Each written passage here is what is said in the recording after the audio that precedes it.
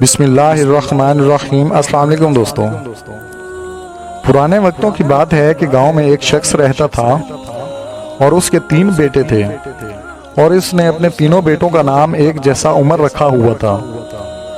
دن گزرتے گئے اور وہ کسی موذی مرض میں مبتلا ہو گیا۔ اس نے اپنے تینوں بیٹوں کو بلایا اور وصیت کی کہ عمر کو وراثت ملے گی، عمر کو وراثت نہیں ملے گی اور عمر کو وراثت ملے گی۔ اس کے ساتھ ہی اس کی روح قبض ہو گئی۔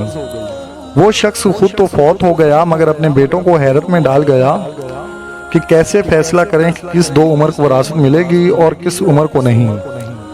ان تینوں بھائیوں نے فیصلہ کیا کہ شہر جا کر قاضی سے اپنا مسئلہ بیان کریں اور قاضی سے کوئی حل مانگیں۔ تینوں بھائی شہر کے لیے روانہ ہوئے۔ راستے میں جاتے ہوئے انہوں نے ایک ایسے شخص کو دیکھا جو اپنی کسی گمشدہ چیز کو تلاش کر رہا ہو۔ ان بھائیوں کے پوچھنے پر اس شخص نے بتایا کہ اس کی اونٹنی گم ہو گئی ہے جسے وہ تلاش کر رہا ہے۔ ایک عمر نے پوچھا، کیا تیری اونٹنی ایک آنکھ سے اندھی ہے؟ اس شخص نے کہا، ہاں ایسی ہی تھی۔ دوسرے عمر نے پوچھا، کیا تیری اونٹنی ایک ٹانگ سے لنگڑی تھی؟ اس شخص نے کہا، ہاں بالکل صحیح، میری اونٹنی واقعی ایک ٹانگ سے لنگڑی تھی۔ پھر تیسرے عمر نے پوچھا، کیا تیری اونٹنی کی دم کٹی ہوئی تھی؟ تو اونٹنی کے مالک نے کہا، بالکل ٹھیک، میری اونٹنی کی دم بھی کٹی ہوئی تھی۔ بس اب جلدی سے بتا دو کہ میری اونٹنی کہاں ہے۔ پھر تینوں عمر نے مل کر جواب دیا، بخدا ہمیں آپ کی اونٹنی کے بارے میں کوئی علم نہیں، ہم نے اسے ہرگز نہیں دیکھا۔ اونٹنی کے مالک ان کا یہ جواب سن کر پاگل سا ہو گیا۔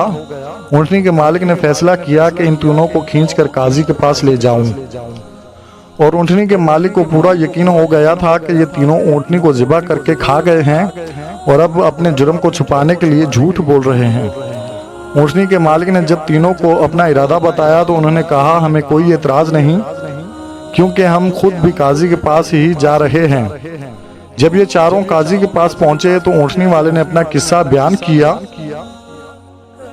قاضی نے ان دونوں بھائیوں سے کہا، جس طرح تم تینوں نے اونٹنی کی نشانیاں بتائی ہیں اس بات کا ایک ہی نتیجہ نکلتا ہے کہ اونٹنی تم تینوں کے پاس ہی ہے۔ تمہارے لیے بہتر یہی ہے کہ تم اپنے جرم کا اعتراف کر لو۔ پہلے عمر نے کہا، جناب اعلیٰ ہم نے اونٹنی نہیں دیکھی تھی، ہاں البتہ اونٹنی کے آثار ضرور دیکھے تھے۔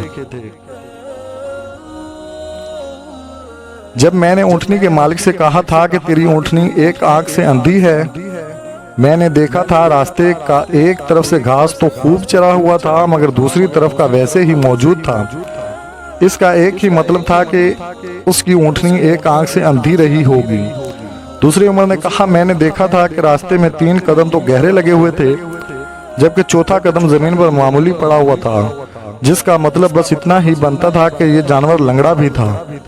تیسرے عمر نے کہا، اونٹ جب راہ چلتے ہوئے اپنا گوبر کرتے ہیں تو دم سے ادھر ادھر بکھیرتے ہیں، جبکہ ہم جس راہ سے آئے تھے وہاں پر گوبر ایک ہی لائن میں سیدھا گرا ہوا تھا، جس کا ایک ہی مطلب ہو سکتا تھا کہ اونٹنی کی دم کٹی ہوئی ہے جو اپنا گوبر دائیں بائیں پھیلا نہیں پائی۔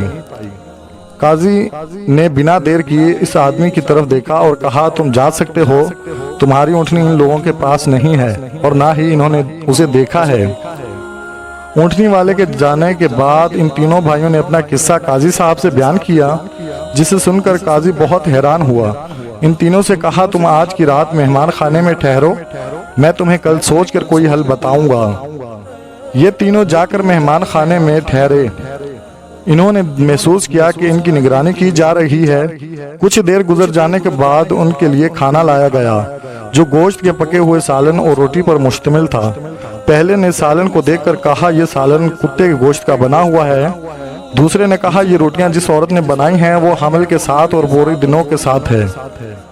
تیسرے نے کہا، یہ قاضی حرام کی اولاد ہے۔ بات قاضی تک پہنچ گئی۔ اس نے ان تینوں کو دوسرے دن اپنی عدالت میں طلب کر لیا اور تینوں سے مخاطب ہو کر کہا، تم میں سے کس نے کہا تھا کہ یہ کتے کا گوشت بنا ہوا ہے؟ پہلے عمر نے کہا، میں نے بولا تھا۔ قاضی نے باورچی کو بلایا اور اس نے اعتراف کیا۔ پکانے کے لیے کچھ نہیں تھا تو اس کو شرارت سوجی اور اس نے کتا مار کر اس کا گوشت بنایا اور انہیں کھانے کے لیے بھجوا دیا۔ قاضی نے پوچھا، تمہیں کیسے پتا چلا کہ یہ گوشت کتے کا ہے؟ تو اس نے بتایا گائے، بکری یا اونٹ کے گوشت کے نیچے چربی لگی ہوتی ہے، جبکہ یہ سارا چربی نما تھا جس کے نیچے کہیں کہیں گوشت لگا ہوا تھا۔ قاضی صاحب نے کہا تم وہ عمر ہو جس کو اپنے باپ کے مال سے وراثت ملے گی۔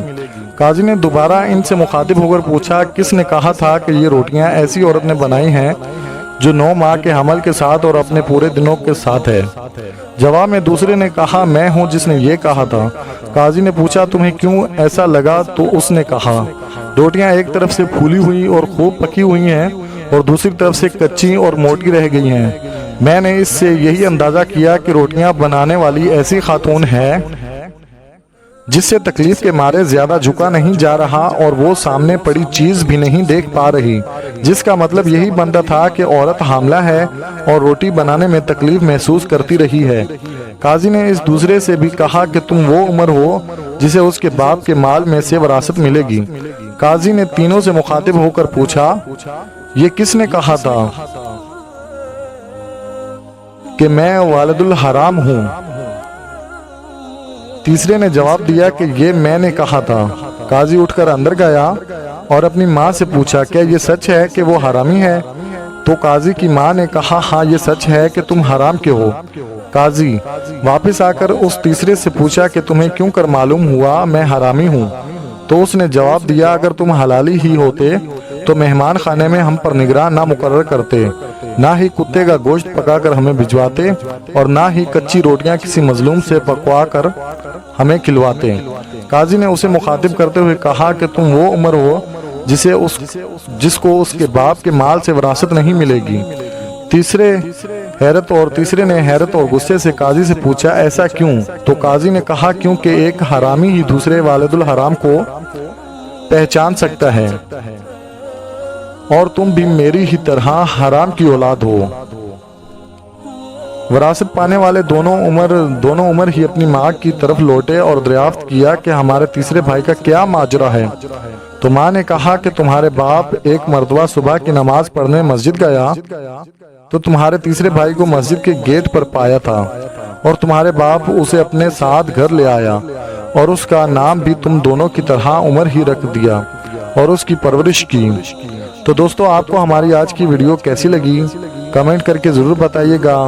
آخر میں وہی دعا، خوش رہیں، آباد رہیں اور خوشیاں بانٹتے رہیں۔ اللہ حافظ۔